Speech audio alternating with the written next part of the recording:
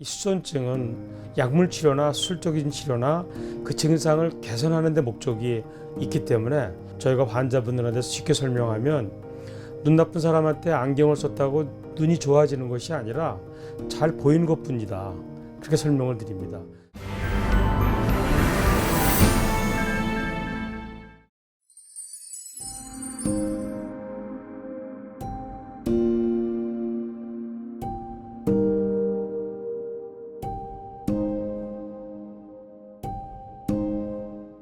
예, 떨림은 우리로 이제 의학적으로 말하면 헤르츠로 나누는데 떨림이란 자체는 우리 근육이 팔을 일러서 팔로 움직이려고 하더라도 팔은 이완 근육이나 수축근이 서로 병행을 해서 작업을 해야 되기 때문에 그 작업을 하는 사이에서 미세한 떨림이 있습니다. 아마 누구도 돋보기로 자기 손을 자세히 보면 미세하게 떨림을 다 볼 수가 있습니다. 그거는 우리가 말하자면 생리학적인 떨림이라고 얘기를 하는데 그것은 근육의 이완과 수축작용에서 일어나는 정상적인 기능입니다. 그 떨림이 없다면 생명체가 이미 사망했다고 보는 게 맞는 거고요.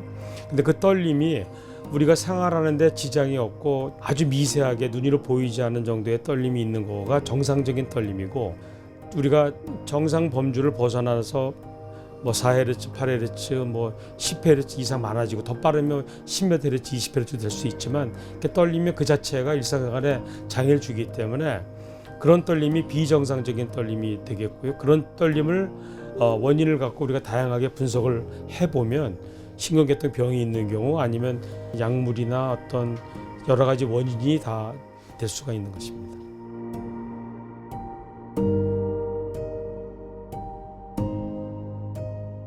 떨림의 원인은 아직은 정확히 알 수가 없습니다. 떨림의 원인은 워낙 많고, 그래서 저희가 일반적으로 알고 있는 수전증이라고 하는 거에 상당히 많은 부분이 본태선 수전증이라고 알고 있지만, 정밀하게 들어가 보게 되면은 그 본태선 수전증도 원인이 수도시 많이 다르고, 어떤 경우는 유전적으로 되는 경우, 나이가 들어가면서 퇴행성 변화로 생기는 경우 등이 많이 있고요.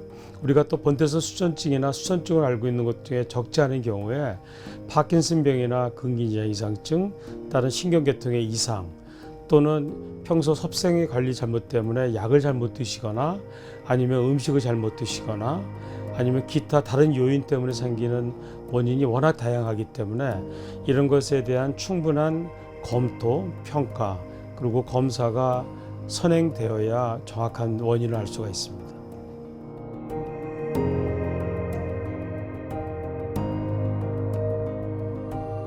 모든 환자는 다 약물 치료를 우선적으로 하게 돼 있습니다.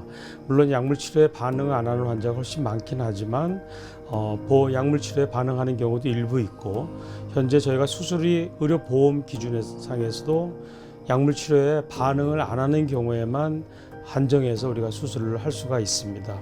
그렇기 때문에 모든 환자는 최소한 1, 2년, 길면 2, 3년 이상 약물 치료를 해본 경험이 있고, 그런 환자분들 중에서 일상생활에 현저한 장애가 있는 경우에 저희가 수술을 결정하게 됩니다.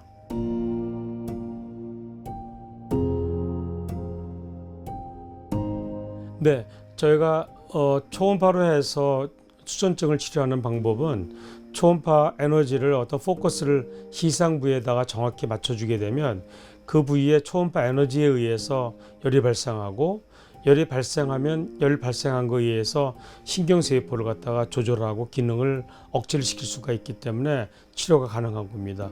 그런데 그거에 대한 정밀도가 기술이 지금 MRI 기술, 그 다음에 컴퓨터 기술의 발달로 우리가 0.1mm 이내의 오차까지 줄일 수 있는 획기적인 방법이 되어 있기 때문에 환자한테 안전하고 정확하게 시술이 가능하게 됐습니다. 그래서 이제는 과거에 우리가 걱정했던 거랑 달리 초음파를 1000개 넘는 에너지를 우리가 조사를 하게 되면 그거를 뇌 안에서 우리가 원하는 병소 부위에 정확하게 초점을 맞춰서 그걸 통해서 뇌의 회로를 조절할 수 있는 기능이 개발이 됐고, 저희 나라도 2010년도부터 이런 기술이 들어와서 여러 가지 연구를 진행하고 있습니다.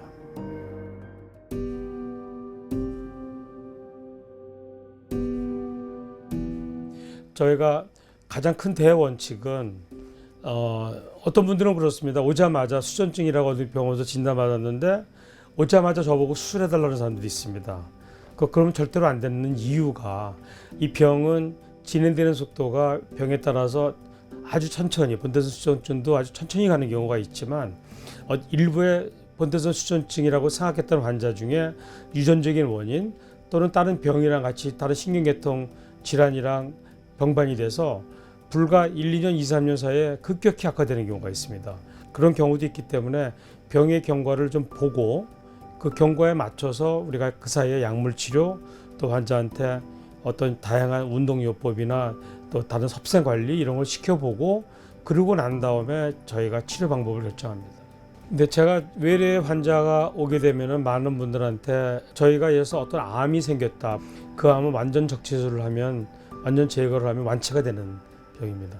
하지만 이 수전증은 원인 자체가 신경회로 자체의 어떤 변화, 퇴행성 변화나 어떤 유전적인 아니면 기질적인 변화 때문에 생긴 거기 때문에 그 자체를 근본적으로 정상화할 수 있는 기술은 아직까지는 개발되어 있지 않습니다. 그렇기 때문에 약물 치료나 수술적인 치료나 그 증상을 개선하는 데 목적이 있기 때문에 증상을 개선한다고 치는 것을 저희가 환자분들한테 쉽게 설명하면 눈 나쁜 사람한테 안경을 썼다고 눈이 좋아지는 것이 아니라 잘 보이는 것뿐이다. 그렇게 설명을 드립니다. 특히 초음파 수술을 저희가 보편화하면서 환자분들한테는 그렇게 설명을 하면 특히 연세 많으신 분들이 쉽게 이해를 하십니다. 눈이 나빠졌는데 안경을 써서 잘 보이다가 1, 2년, 2, 3년 지났더니 도수가 안 맞아서 또 나빠지면 어떡하냐.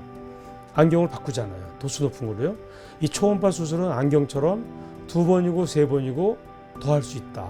신경회로가 더 기능이 나빠지면 떨리는 증상이 어느 일정 기간이 지나면 또 다시 생깁니다. 그러면 다시 거기를 2차적으로 초음파 수술을 하면 증상이 좋아집니다. 그렇게 해서 초음파 수술은 안전하게 시술을 할 수 있다는 걸 저희가 강조를 합니다. 특히 초음파 수술 방법은 제가 거의 지금 380명 넘는 환자를 제가 시술해 왔는데 한 명도 심각한 부작용이 없었습니다. 그만큼 안전하고 괜찮은 시술 방법이라고 생각할 수가 있습니다.